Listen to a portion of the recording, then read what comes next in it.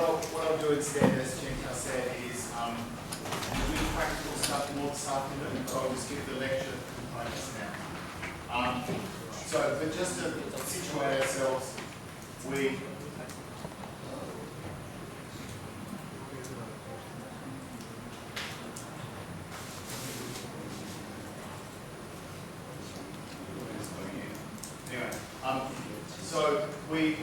had just looked at setting up a model, and we were about to do some simulation stuff, but we'll get back to that later. Just to point out there that simulation is good just to understand how a model works. If you can simulate from a model, you can treat it like, if you're a psychologist, you know how to figure someone out, right? You can do an experiment, you look at what they do, you can treat the model like that. You can simulate from the model, you can understand it. So it's good for that. You can also use it for parameter recovery simulations. This is the idea that you should be able to get back the truth. If you know the truth, you create data. Act as if you don't know the truth, see if you can get it back. There's a book out by Forsman and Vargas on model-based neuroscience, and I have a chapter in there with some others about this idea of parameter recovery and to make sure. It's an important thing to realise that you can write out a model. That doesn't mean that you can ever estimate. Some things it's not possible to find the underlying things. You don't have enough information. If you think about it, I'm asking you to understand these accumulators, and all you get to see is a very little bit of information. You get to see which one won and at what time. You don't get to see the one that didn't.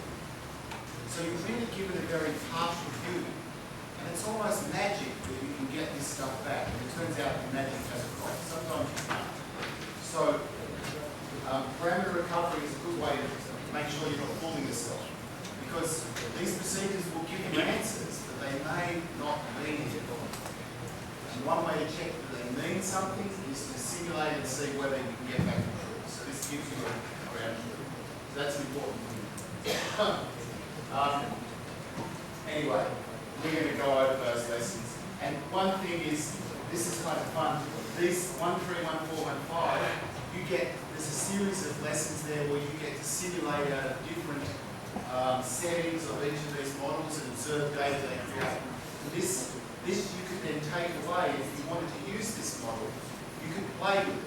It's important to play with things, to muck around, what we would say in Australia, muck around. I don't know what, to play with things, to experiment.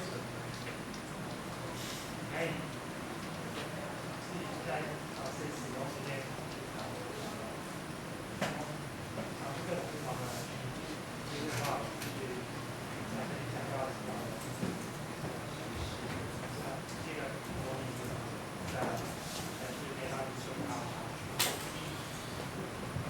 Explore like a child.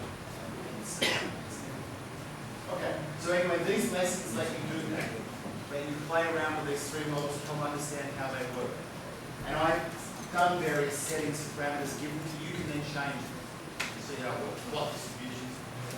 There's some extra lessons that will be available that we won't go through on more complicated designs and more advanced scoring. But you can look there and I should change the numbers there, 1, 6, 1, 7. All right, let's do Bayes. I'm going to lecture to you about what Bayes is. So what does Bayes do? Bayesian analysis expresses models' uncertainty in beliefs in terms of probability. So I've managed to show those three terms. So models, uncertainty in beliefs.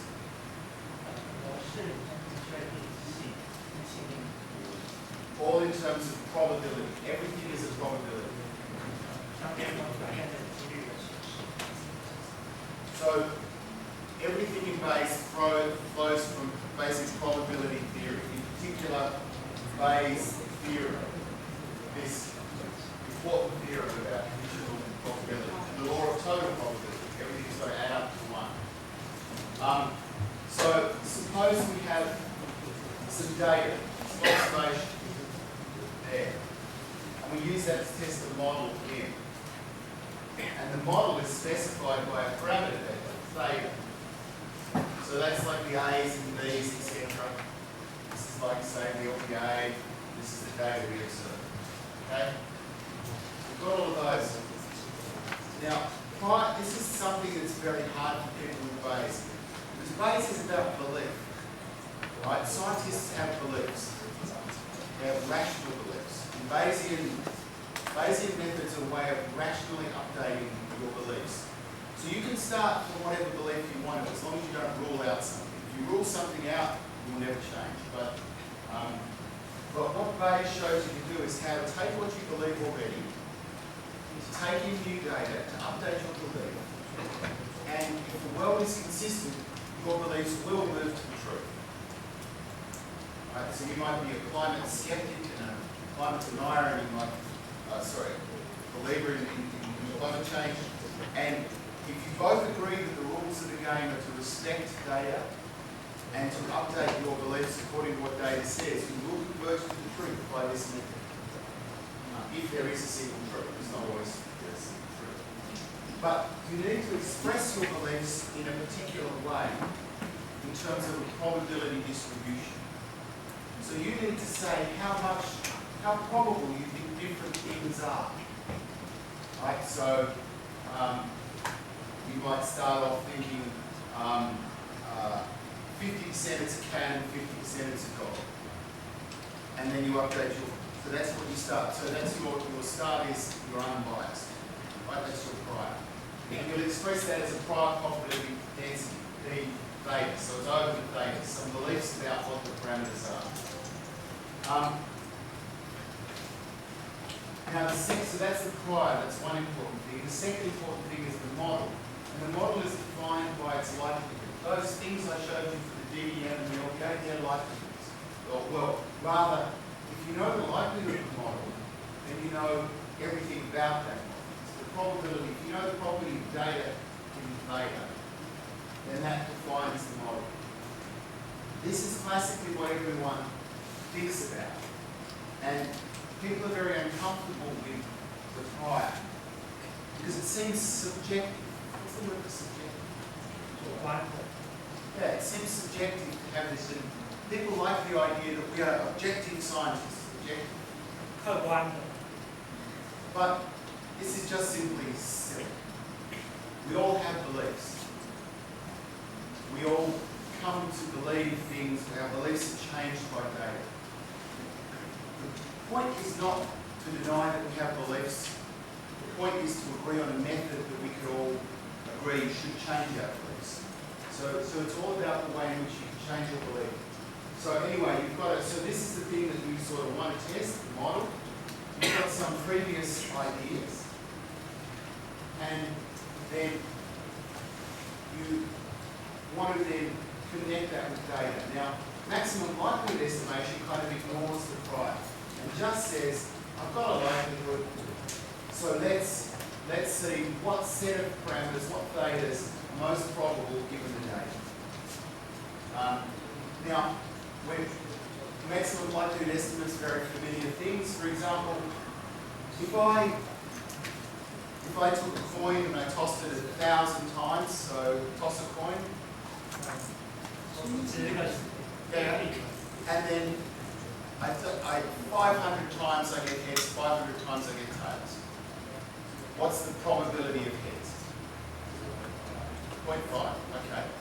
That's actually not the only estimate we can have. That's only one potential estimate. That's called the maximum likelihood estimate. And that denies that there's any prior knowledge of it. But Bayes' theorem gives you a way that you can bring in prior knowledge to that, and you get a slightly different. Now, Bayes and maximum likelihood will kind of converge in the limit of many observations, often not always. So this is Bayes' theorem. So now you're going to take out the likelihood, but also you're going to include the prior. And what you're wanting to do here is you want to go from the probability of the data given the parameters in your prior, and that's just a normalizing thing to make everything add to 1. And you want to get to this side, which is the posterior, which is the probability of the parameters given the data. Now, when you say it like that, it sounds a bit abstract. But when you think about it, what do you want to know when you've got some theories? What you would really like to know is what's the probability that this theory is correct or really want to know what the probability that the data is correct given the theory. Data is the data. Correct? It just is. In the Bayesian view, this is the complete opposite of the Quentis view of traditional statistics. In the Bayesian view, the data is the data. And what you get from the data is a change in your belief about the world. So, in other words, the probability of a particular model, particular set of parameters for a model given the data, that's what you're after. And that's called the posterior. So we go from the likelihood of the prior through Bayes' theorem to the posterior. This is our new and updated belief. This is what we now believe given that we've seen some data. And this is a process that can go on and on. Because now this can become our prior, and we see more data. And we keep updating and updating. Now that thing on the bottom there, the probability of the data is just the integral of this thing. It's the integral across all possible prior, right across the prior of the likelihood. Now, it's usually intractable. It's usually you can't estimate that. But it turns out that you can get away with proportionality. You can just get away with that. So you ignore that thing there and say, well, my posterior is proportional to my likelihood times my prior. And it turns out that that can get you a very, very long way without having to do this intractable thing here that you just can't estimate. So this is the key equation of Bayes. You multiply the prior by the likelihood, you incorporate the data, and you get the posterior around the other end. So, for example, let's say, with our coin tossing example, that you think you know nothing. You think that you have no idea whether it's a fair coin or a biased coin. So we can represent this by a uniform distribution. So the probability of the probability is a binomial distribution between coin tossing. And you say, I don't know whether it's anywhere from 0 to 1, and that's your prior belief. And it turns out in this case, unlike most cases in Bayes, you can analytically solve it. You can write out what is now the Bayesian estimate for the probability of correct. And it turns out to be the number correct plus 1, and the number of trials plus 2. Okay? Now, in the limit of these being large, of course, the plus 1 and plus 2 don't matter, and it's just what you're used to. So 501 on 1,002 is pretty much 0.5. Okay? But it will make a difference if you have very few observations. If you only have 2 observations, right, then I'd say you have nothing correct. Then it will be 1 on 4. Or it will be different. It's not quite the maximum likelihood estimate. And this is a simple way of understanding what Bayes does. What Bayes does is it says, if you tell me very little, I won't shift my prior knowledge very much. But as you tell me more, I will change my beliefs. But the prior matter's there, it's in there. And it turns out that can be very, very useful. Even maximum likelihood estimation, if you do that, this formula is a robust estimate of probability correct. It means that you're never at 0 or 1. It drives you away from the edges, and there's also the reasons why you need to do that. For example, single protection, use that sort of stuff. But Bayes gives a base. Now this isn't the only prior. Maybe you think, I'm pretty sure this is a fair coin. I'm not absolutely sure. You could represent that. You could have a distribution which had more mass around a half. And if you start with more knowledge, you end up better. So a lot of the way in which Bayes got used was in the real world by engineers. There's a lovely book called The Theory That Wouldn't Die.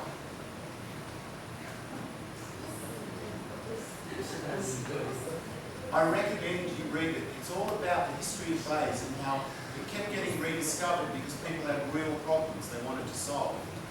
Like Google. Like the insurance industry in America in the turn of the century. Like the Americans when they kept losing nuclear bombs in the 60s. They used Bayes to find it. And it was because if prior knowledge is in some way valid, then that helps. It helps to have prior knowledge. Science should be all about developing prior knowledge.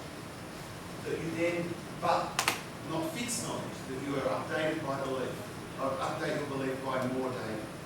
So Bayes is a formal way of doing all that. So there are a lot of different priors though. This is, oh yeah, so now this is, I don't know if this will translate, this is Bayesian humour. Do you know when you say humour in inverted commas, it's maybe not that funny? Okay, so we'll see how it goes. So, there's many ways to choose priors. One way you choose priors is to be kind of uninformative. You say, I don't know very much. That flat prior is a good example. And so, you know, it has little influence. It doesn't have much influence so that's where you really care mostly about the data. But there are as I said, a great variety of priors. So, you know, a prior in English means a priest, a monk. So a prior means like a priest or a monk. Yeah. So in English, the same word for monk is the word for prior. So these are all pictures of priors. And we have things like, I can't think but I can't see them, they're just not good enough. We read them out to you. Yeah. So we have the uniform prior in it, wearing a uniform, or the normal prior. This, yeah, that's a really weak one. The vague prior. They doesn't know what's going on. The ignorance prior. The informative prior. Oh. The Chinese stuff. Student prior, the truncated prior. Exchangeable prior. The proper prior, the improper prior. Subjective prior, conjugal prior, hierarchical prior. This one is very useful. This one's a bit naughty. That's the posterior. In English, posterior means also this.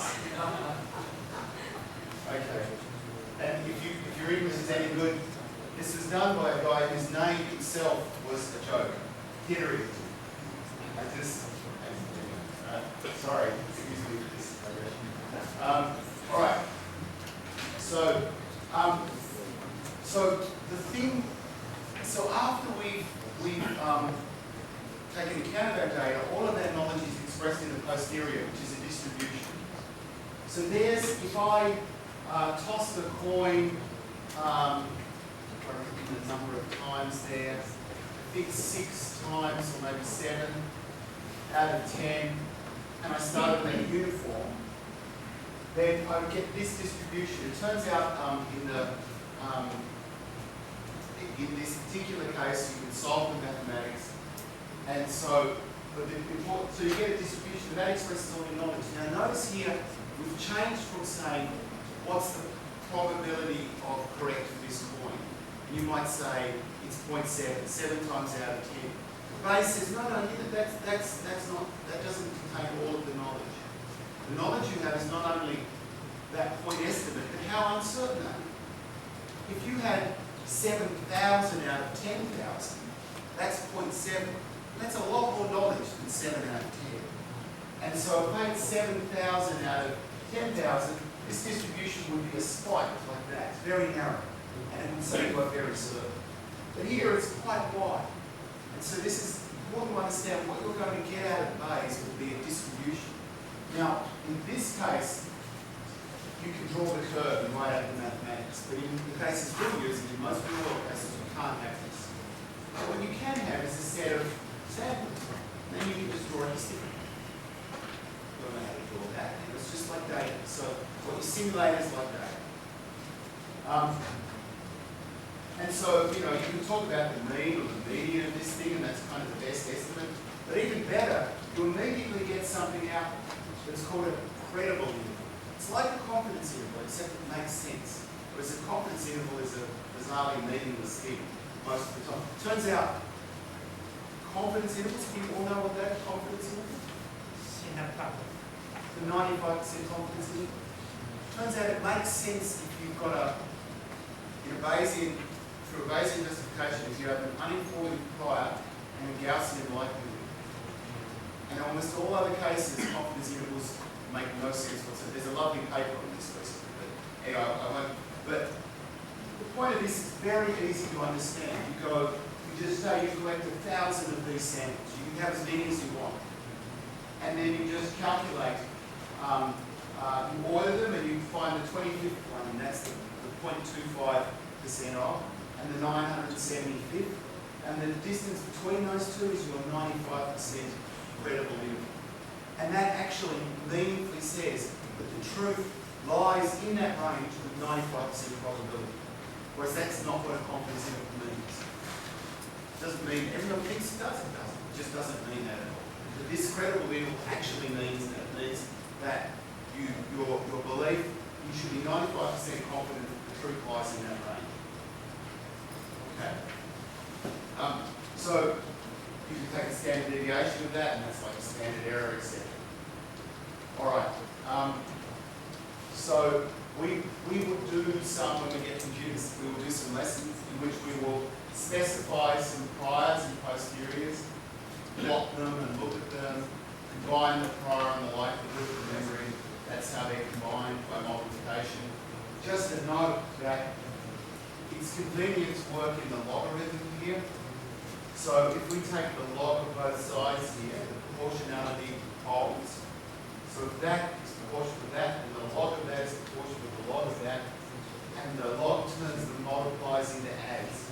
So we'll almost always work with log likelihoods, log posterior probabilities, log priors. It'll make our life easier numerically. And then there's lesson 2.2, where I've written some software where you can graph all sorts of different priors and you can look at them. And part of the way of getting it, when you first use Bayes, you think, what prior should I choose? I don't know. I'm very nervous, very worried. There are some standard choices you can use, but very often what you do is it's just when you choose something, you do a graph. You go, this is a good choice, it's sort of fairly flat over the range where I think the truth is. Then maybe you choose a different prior and you see, does my conclusion change?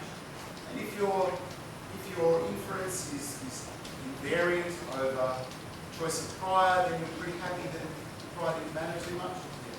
That could be one way. But I find, personally, I like to draw graphs of priors. So I've got an automated way that you can specify priors and draw graphs easily and look at the R's.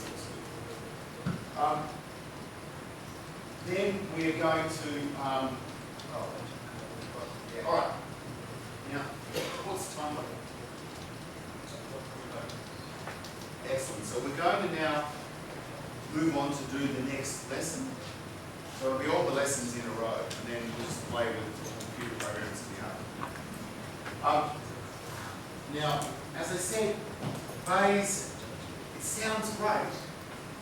Got a lot to recommend it, so why weren't we using it a long time ago? One reason is that statisticians have been asking people to fight with each other all the time, and there are many stories of the fights between Fisher and Knight and Pearson and many of the people who created statistics. But in many ways it was simply because Bayes was not practically used before there were fast computers. A. B. Before Markov chain Monte Carlo algorithms came around. These are algorithms that allow you to sample from the posterior. So it means when you can't solve to draw the curve, you can't write out the equation, you can still draw samples from that. Now, it's not perfect. It turns out that what you kind of do is you start somewhere that's totally wrong. And you draw and you draw and you draw samples. And you hope that eventually your process converges to the truth. It converges to what we call the posterior mode, the region which contains the truth. And you then throw away those first samples, they're called burning. Ignore them. And if you've converged and you're in the posterior mode, now you have samples from the posterior and you can then look at the mean and get the credible interval and do all those sorts of things. But there's quite some art to getting to those nice samples. In particular, this Markov chain Monte Carlo technique is a sequential technique. I don't know if this is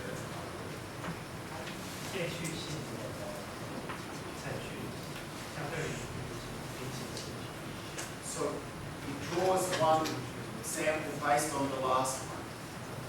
And so it has correlation, they're correlated. They're not, every sample is not new information. 每一次的抽样都是相关的，因为它自己，所以当次的跟前一次都是相关的。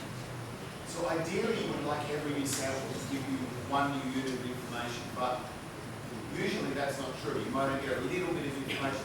So you might draw 1 billion samples, but only really get 1,000. And it can be that bad. You can draw, so you often have to draw many samples. Many more than you want. So maybe all you need, if you think you want to summarize a distribution, maybe 10,000 samples is enough. You get a good idea of the 95% interval from that.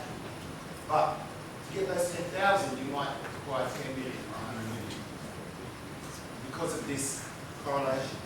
Further, it can turn out that, and it's the same problem, the sampling gets stuck.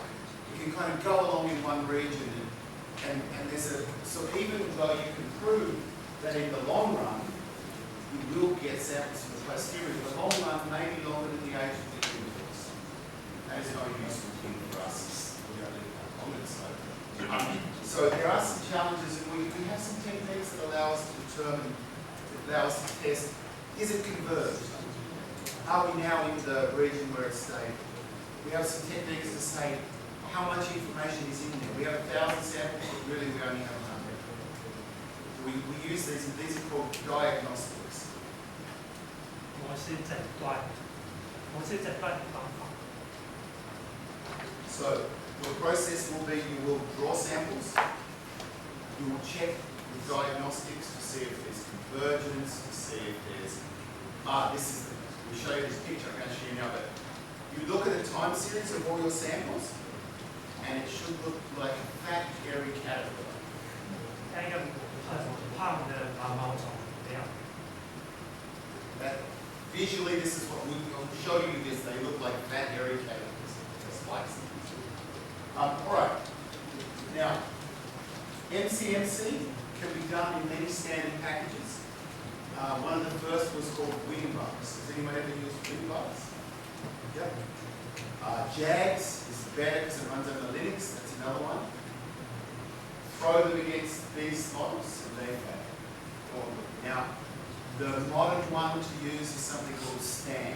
This is geometry. Anyone use STAN yet?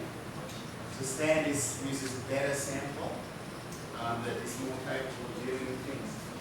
The reason why STAN samplers fail is because the parameters of these models are highly correlated with each other. So we have to tell you this one. So I had a friend who was a mathematical biologist, and he said that these are a well-known class of models in mathematical biology called sloppy models. It's not a nice name. 非常糟透的模式。sloppy model 不是。They're messy, hard models. They're messy, yucky. Yeah. Anyway, so they're hard to sample from. Now this technique, this genetic algorithm, can solve this problem for us. It can work with these models. And can work with pretty much any model. Now, these models are called sloppy models. It's not that they're bad models. It's just the reality is hard. And these are models that, so they arise in biology as well. They arise in situations in which one is, you don't see the full truth. You only see some of the truth, and you try to infer from that what's going on underneath. And that's really what psychology is all about. So this is a very useful type of sample. Now this is programmed up in R. You can go in and see. It's quite a simple algorithm, quite simple to understand algorithm. I will now try to explain it to you.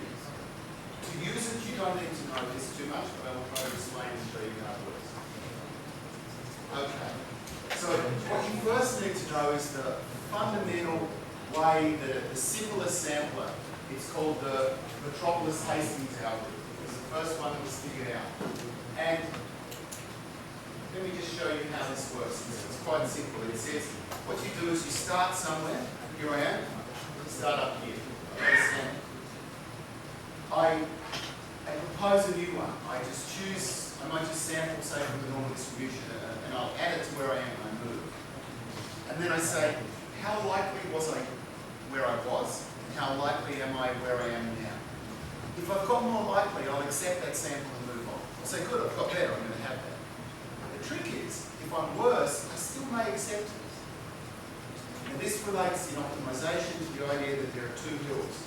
You may be at the top of the hill, but really you need to go down that and up to the higher one. And so sometimes you need to go downhill. And this is what Metropolis Hastings does. So with now it doesn't look stupid. If I go over here and the likelihood is very, very low, it's a really bad sample, I will probably reject it and I'll stay here. But if it's only a little bit worse, I may accept it. And I accept that with a probability that's proportional to how bad it is. So this is, if we've got sort of, so I accept the probability alpha, which is either 1 if it's the minimum of these things. So if this ratio is greater than 1, then I accept the probability 1. But if this ratio is less than 1, this is the probability of the new sample, the probability of the old one. This one is close to 1. And I've got reasonable odds of accepting it. But if it's close to 0, I won't accept it. Alright? And you might have some proposal distribution like this, where you've got a normal distribution with some variance. So that will control how wide you jump. Every time you do a proposal, you might be very conservative. You take a little tiny step. It's probably going to be all right. You're probably not going to go too badly.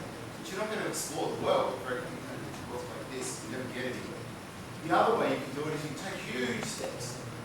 The trouble is you often fall in a hole. Yeah? So you need kind of an ideal step size. You need to go between these two levels.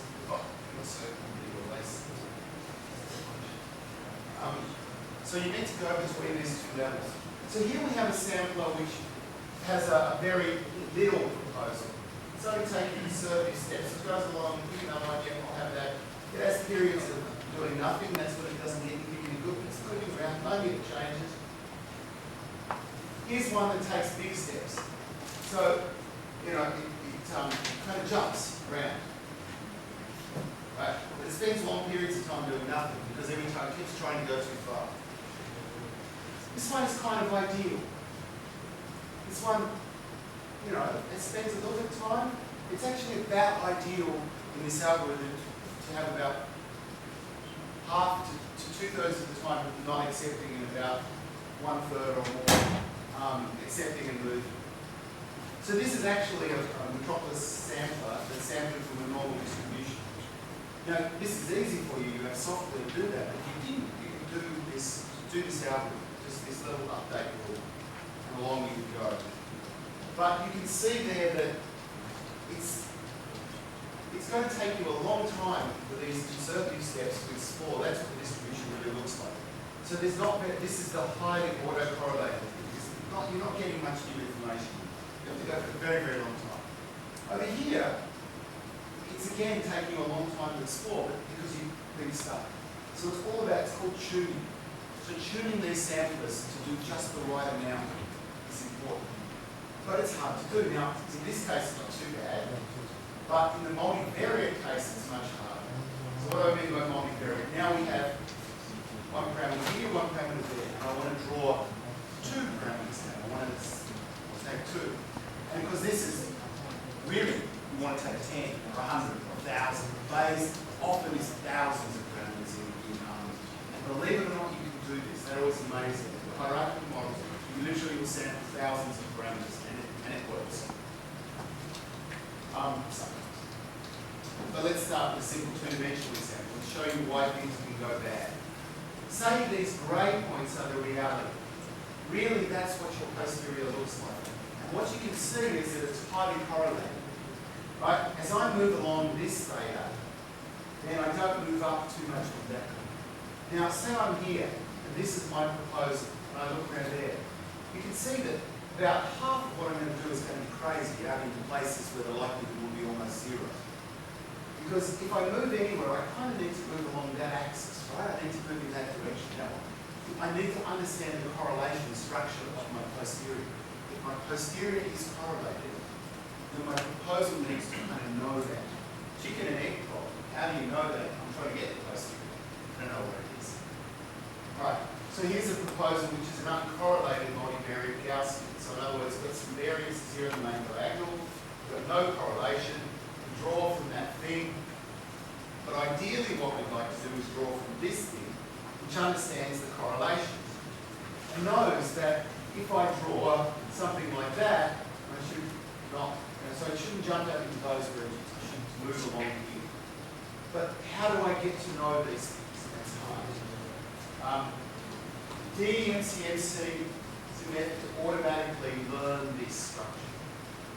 It figures it out. It does it in quite a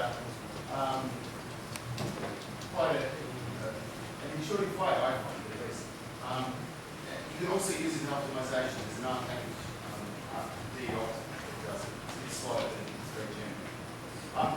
Now, why do we need to do this? Well, what I'm doing here is I'm showing you a bunch of real LBA parameters that I sampled. And what you can see is they're very, so this plot is plotting, say, for example, this one is the correlation between the A parameter and the B parameter. Not too correlated, but the B and that B are quite correlated. In fact, some of them over here, look at this is like two B's, or first two accumulators. It's got a correlation of 0.91, is it? Yeah, 0.91.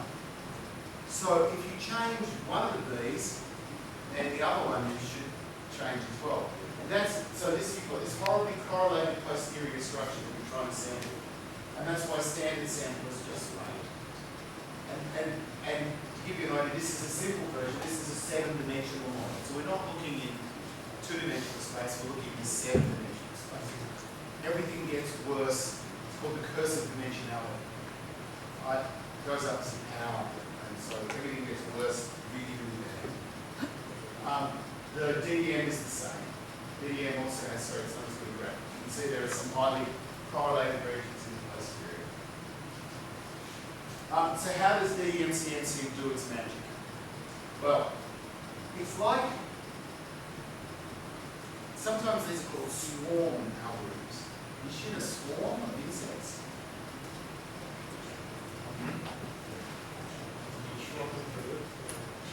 Yeah, a flock of birds. Yes, in Thailand, a swarm of mosquitoes.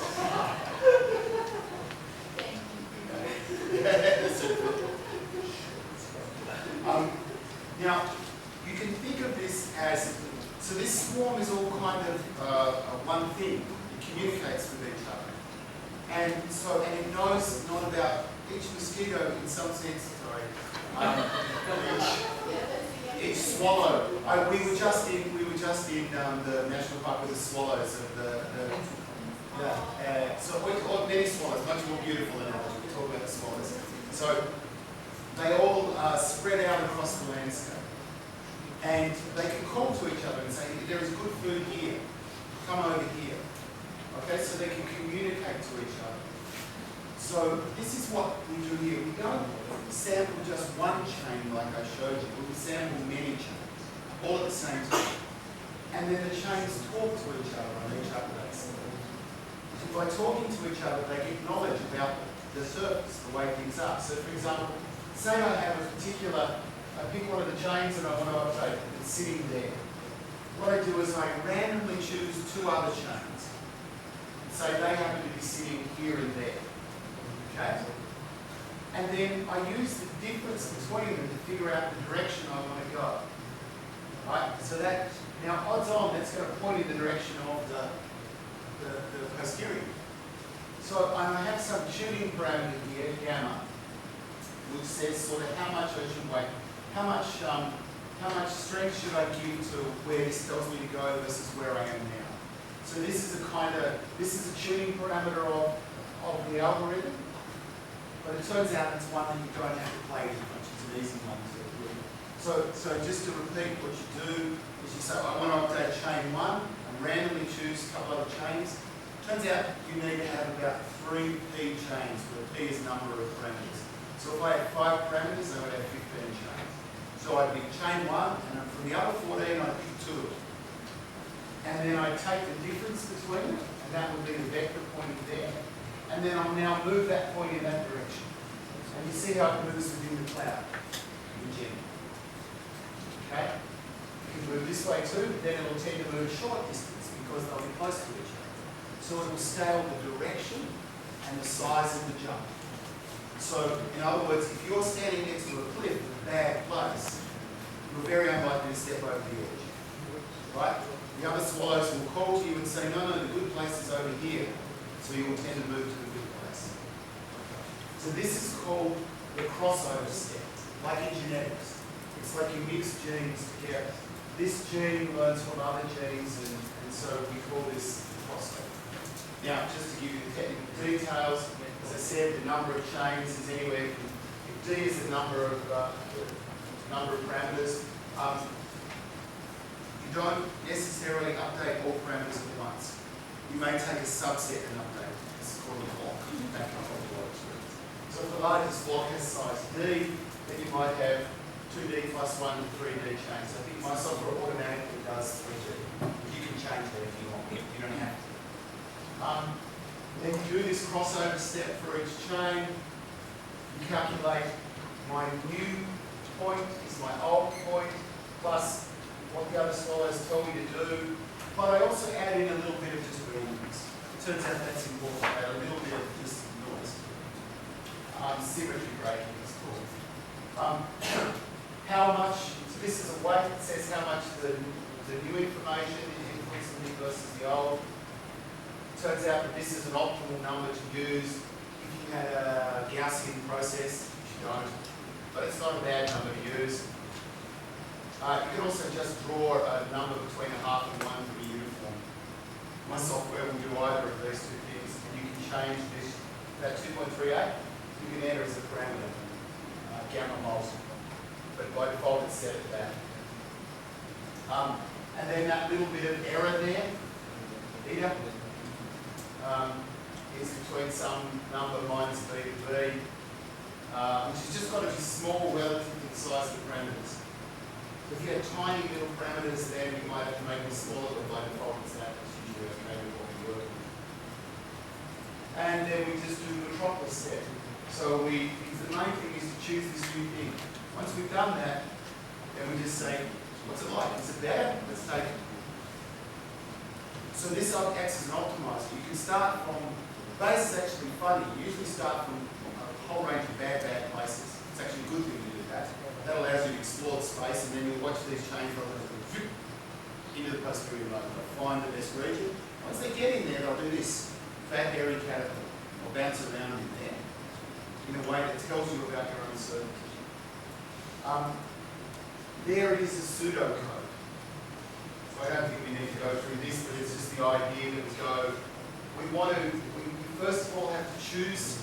I will describe this a little bit. We've got a bit of time. So this is how we would do things. We must first choose some place to start, which we might randomly sample from the problem. We just get lots of starting places. Now what we want to, so that's I equals 1. Now if I equals 2 to n, we'll say we want 10,000 samples. So n is 10,000. The second one, we go through here, we choose our gamma. That might be a fixed number. And then we're going to go through all of the k chains. We'll first of all choose 2 other chains at random.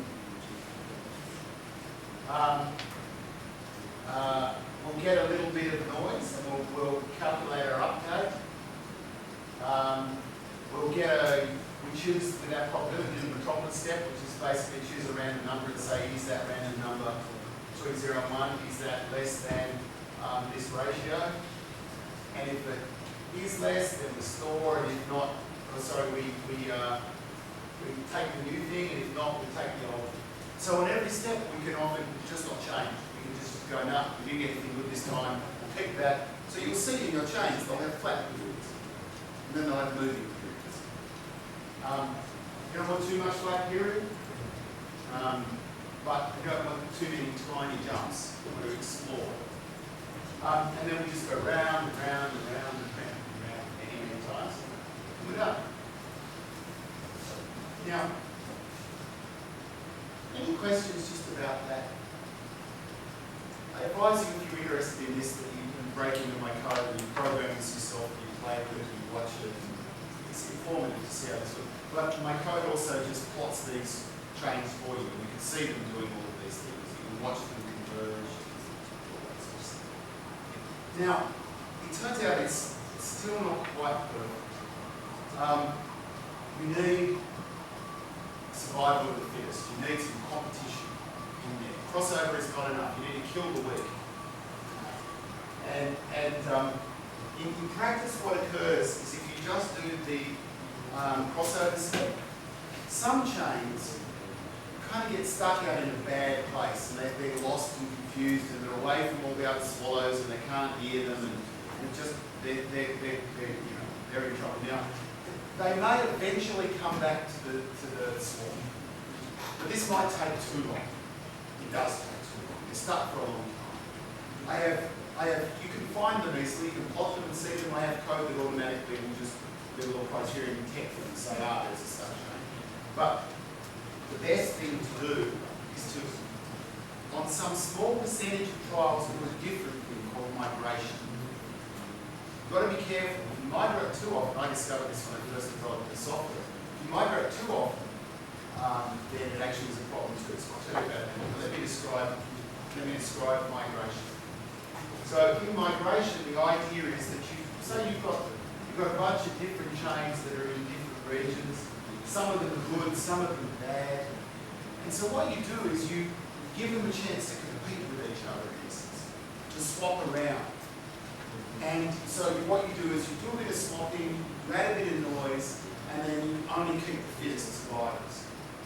And you only keep the ones that are the best chains. So those weak chains that are far out and away from the pack are killed and replaced by members of the pack. Now, that, as I said, has an upside and a downside. If you do too much migration, what happens is, say you have one thing which is in a good region, still not the best region, in that local, in that good place, but not the best place. And if you migrate all the time, it keeps killing everyone else and drawing everyone to it. And then everyone gets stuck into good but not best place. So I found that if I did migration, so you do migration with some probability. So in every update you go, should I migrate, should I crossover? I was doing it with 25% probability initially when I started doing this. And I'd see the chains go like this, and they go into the posterior mode, and they're beautiful. And I'd run from them, and they're going to do this. So eventually they figured it out, but a long time later. So now I standardly, that seems to work, and migrate with about a probability of 0.05, 5 in 100. And this seems to work well. It pulls in the weak, but it doesn't seem to stop you getting to the posterior mode. But again, it's a little risky, it's a little guesswork. You need to be skeptical and think about what you're doing. You need to play with it, test it. You need to do parameter recovery, all these things. Unfortunately, it's not. All right, so the migration step, and then it's not worth me really telling you about it, except it's really to form a circle of change, perturb them a little bit, and you do metropolis step about accepting them. So if they're better, you keep them. If they're worse, you may not keep them. All right. How are we going time-wise? 3 minutes? We're going to get through the entire set of lectures. Not very much. So, what we'll do in lesson 3 is the fun stuff. We'll finally actually get to be a Bayesian and draw samples from the posterior and look at chains and do all that sort of stuff. Now, we'll start doing that with the LNR model. This is the one that the most simple one to develop. It doesn't have a very correlated posterior. It still does, but it's much better than all the other ones. And so it's also very fast to compute. So you can draw samples from this pretty quickly. And we're just going to start off. Lesson 3 is all about what you might call a single subject. Like you just collect data from one person, and you want to get their parameters. You want to sample them. We'll simulate that subject, and the first lesson here goes through the process of figuring out how to get some good parameters, whether I'm converged, whether it's a fat hairy caterpillar by looking at all that sort of stuff. Sorry, that's lesson 2, which is figuring out then how to refine things, how to make things better. So this sort of spreads out the whole process of sampling, getting good samples. That's the LNR. And if all goes well, you can go and run that for yourself for the LBA and for the DEM. Now for this case of single subject, especially if we get our quad core servers working, then this will run pretty quick. Now one thing is Bayes is very computationally intensive.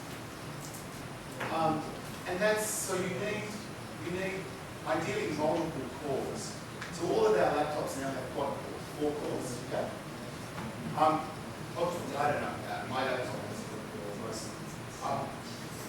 But it is good if you can take advantage of many cores.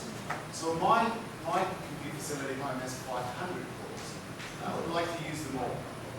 But it turns out that it is not easy to do so. There are some fundamental limitations as to how well you can take advantage of many cores.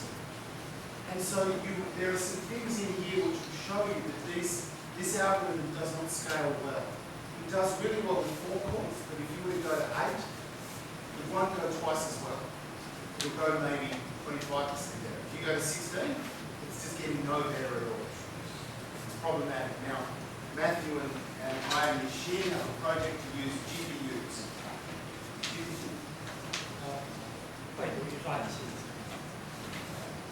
Yeah, so the graphics card, so this has thousands of cores.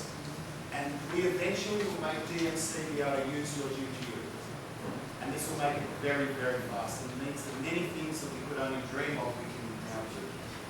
This is, again, maybe a couple of years off. Depends how hard these guys work. But we hope eventually that DMC will have GPU capability. At the moment it has multi-core capability and it works nicely on a quad-core machine. So you get it working on your 8-core machine, it does okay, you know. But once you get to realistic sized models, not these individual ones, these ones will run in 5-10 minutes, but you're thinking overnight. Once you do more realistic large data sets, you're thinking maybe some days. So you can see how you kind of want to know what you're doing before you leave it running for days, come back and go, I know this thing.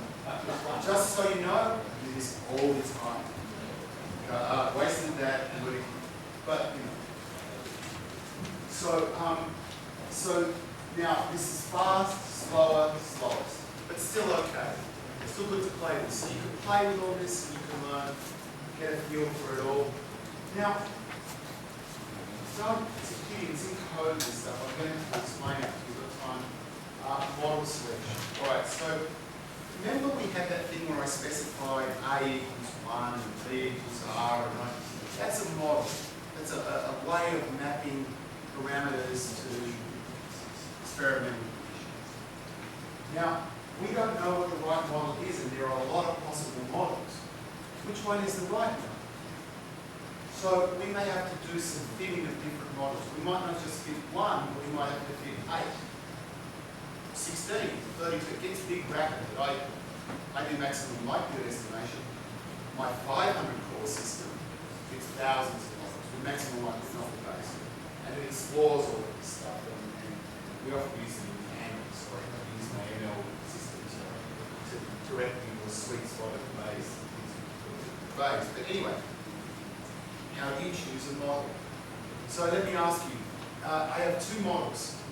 This model is very complicated, many parameters, but it describes my data really well.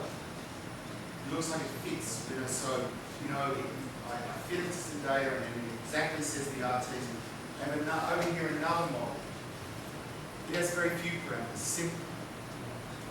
It doesn't, it misses some things, it doesn't fit perfectly. Which is the best model? You think the simple model? Maybe. Let me give you a way I can tell. Should we judge a model on how well it fits the data that it learnt on, or should we judge a model on how well it predicts new data? Yeah, so science, definition of science. You're not impressed with the theory when you already saw all of the answers and then you make your theory fit. Yeah, great. I can do that too. It's called, here's the data set. Data set. Perfect. And it turns out that